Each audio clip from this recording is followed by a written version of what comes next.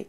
Le problème aujourd'hui, c'est que dans une conjoncture qui se dégrade et qui va devenir probablement dans les 6 prochains mois, beaucoup plus difficile encore qu'elle ne l'a été, parce que les effets de diffusion du choc intra-européen et mondial sont énormes et devraient jouer leur maximum d'effet sur le deuxième semestre, avant la fin de l'année. Et donc, ce n'est pas une croissance qu'on aura probablement l'an prochain. Moi, j'arrive à une décroissance et je vous promets que je n'ai pas un scénario extrêmement négatif. Au contraire, j'ai les forces de rappel, parce que sinon ça part en spirale très négative, j'ai les forces de rappel de la part des politiques économiques, monétaires et budgétaires pour stopper cette spirale négative. Mais ce que nous disent déjà les indicateurs, c'est qu'on aura droit à au moins 2 trimestres de contraction du PIB. À partir de là, effectivement, la moyenne de croissance l'année prochaine sera négative, probablement dans la zone des moins 0,5, moins 0,7.